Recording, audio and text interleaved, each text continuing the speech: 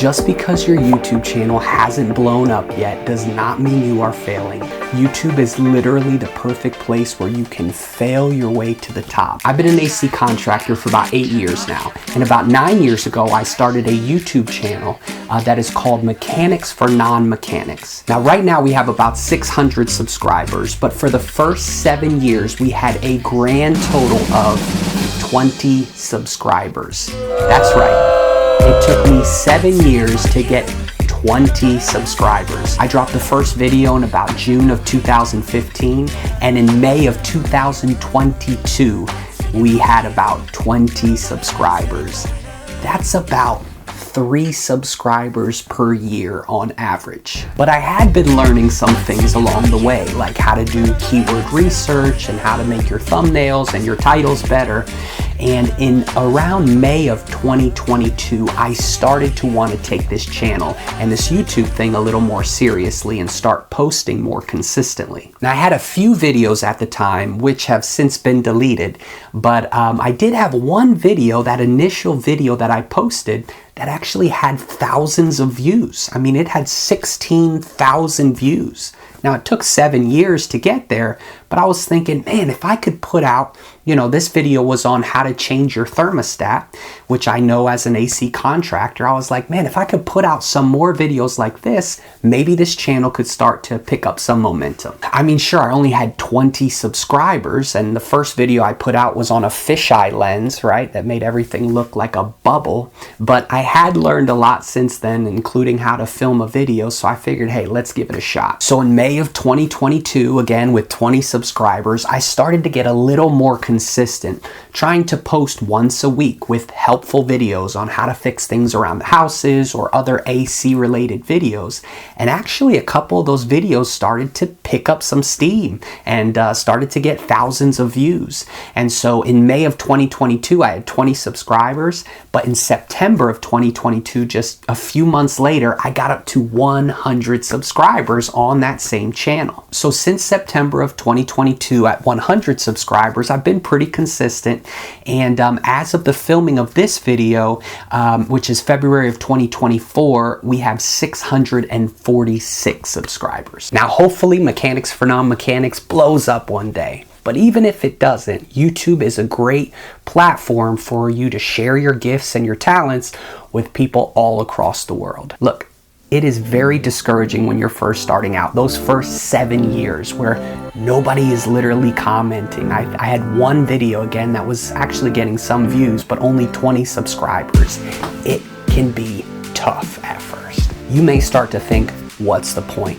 But once I started posting more consistently, now I have people from all over the world commenting on the videos, talking about how, the video that I put up helped them save hundreds of dollars or help them keep sanity in their household. Even with only 600-ish subscribers right now, I do have 2 videos that have over 20,000 views and 4 with over 10,000 views. So even with a small channel, you can still be getting your creative abilities or talents out to a very large audience. From a video that I posted in my bathroom or a video that I posted in my front driveway. Now, am I making money on that channel yet?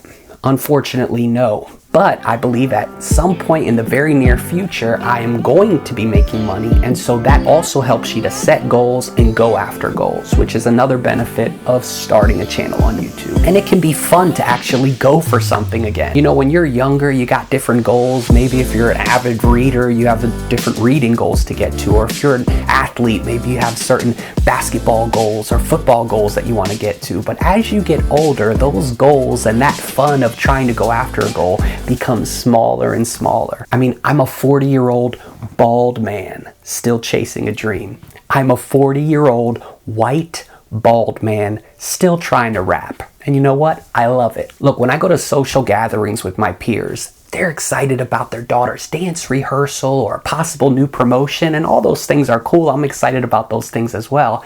But I'm also letting them know about my new album that's going to be dropping at the end of the month, and that they should be on the lookout for that. And they kind of look at me with rolled eyes.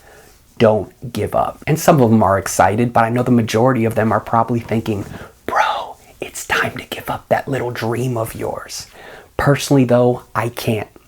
I gave up once and I'm never doing it again. When was the first time I gave up, you asked? Well, at the expense of getting some more eye rolls, it was giving up my dream to be in the NBA. Listen, I had worked countless hours every day improving my game, trying to get better, trying to be the next Michael Jordan. But in my junior year, I hurt my ankle and I couldn't do the things, the active things that I used to be able to do for 6 weeks.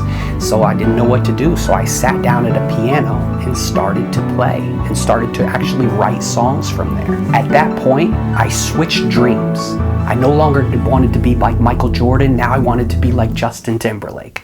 But that wasn't the end of the story. You see, I started to look at myself in a defeating manner. I thought to myself, well, there's only about 300 players in the NBA, and those players were the best on their college teams and definitely the best on their high school teams, so there's no hope for me. Now here I was, a junior playing JV ball and hoping to make a spot on the roster of my varsity team, but I wasn't like I was going to be the best. I was going to be just one of the guys who barely makes it. And if I wasn't going to be the best on my high school team, then how was I ever going to get into a college and then be the best on my college team? And thus, how was I ever going to make it in the NBA? So I gave up. And I know a lot of you out there might be thinking, bro, that was probably the wisest decision you've ever made in your life because it wasn't going to happen. Cut your ties and walk away. And you know what? You might be right. Maybe it wasn't ever going to happen. But I gave up. I took the easy way out. Things got hard, and instead of continuing to persevere, I said, well, this seems like an easier option, so I'll take that route. I gave up. But at that moment, I promised myself that I would never give up again. That was back in 2000. I was about 17 years old. And I told everyone in my high school, I'm going platinum. Which at that time, you know, before the digital industry took over, at that time it was selling albums. So platinum meant you sold 1 million albums. So I told everyone, hey, I'm going platinum. Well, that didn't exactly happen. So I went off to college and I got into a rock hip hop band, and I was sure by the age of 21, we were definitely going to get signed. 21 came and went. Well, it's probably that I just wasn't in the right place, right? My attention was divided between school and getting signed. So at the age of 23 in 2007, I moved out to California, and I knew for sure that I was definitely going to get signed by the age of 25. I mean, it was a sure thing, right? Not so much. 25 came and went. Still not signed. Still not platinum.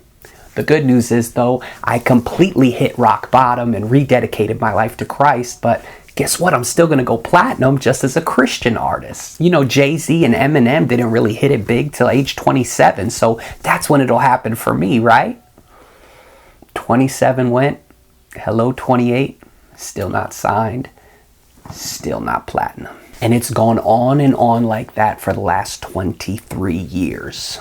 So come on, bro. Shouldn't you just give up? Not a chance.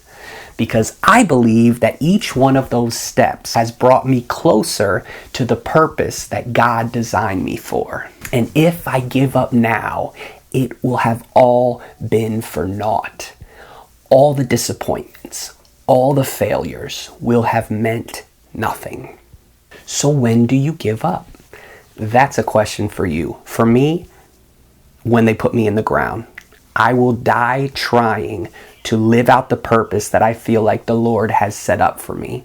I would rather die trying to do that than have regrets on my deathbed talking about, I wish I would have done this or I wish I would have done that. So what does a grown-up bald man with a wife and a kid do as I'm chasing my passion? Well, I got to do what I got to do to feed the family. So we have an AC company.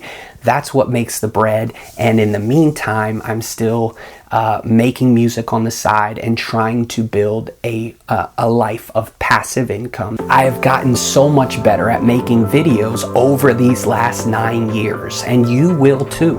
You know, on our channel, we have videos that help you get started on keyword research and help you learn how to do your titles and your thumbnails right. So you could be watching, and I hear a lot of you in the comments that have 20 subscribers, that have 10 subscribers. Well, I hope this will inspire you that you could have 20 and then start to turn things around. Watch those videos, educate yourself on YouTube, and start to turn things around in a positive direction. And it'll begin to build up confidence in you as well. So the more of these videos you put out, the more confident you get, which is gonna help you in every aspect of life. Another thing about this YouTube channel is you start to care less about what other people think about you, which I think is a valuable thing anyway in your maturity process that will help you in different aspects of life, right? You're out there, you're putting out videos, no one cares, no one's commenting, no one's liking your videos, no one's sharing your videos, and you're still putting it out, right? So you're starting to build in yourself a character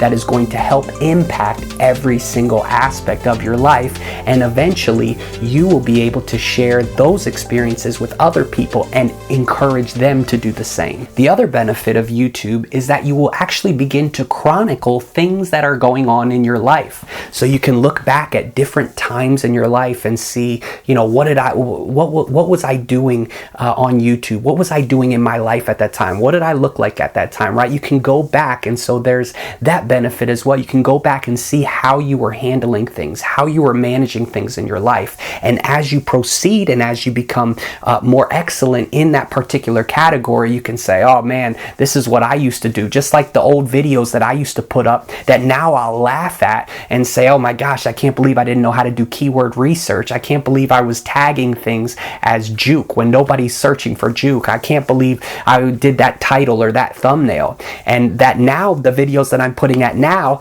you know, 10 years from now, I'll look back and go, oh my gosh, yeah, I was better then than I was before, but look at this and look at the lighting or look at these different things. And so you'll be able to chronicle those different events that are happening in your life and go back and look at them at any time. And something that you don't always see is how your videos affect others. There's been numerous times that people have sent me a message on Facebook and said, hey, I just want to let you know I really appreciate your videos that you're putting out, or I really appreciate your posts that you're putting out on these videos, and it's really inspiring to see someone still going after it. So you may be encouraging someone else to go after their dreams as well by you just doing something you really enjoy, putting out these videos. Look, I always kind of felt like an outsider, like I didn't really fit into different categories of groups.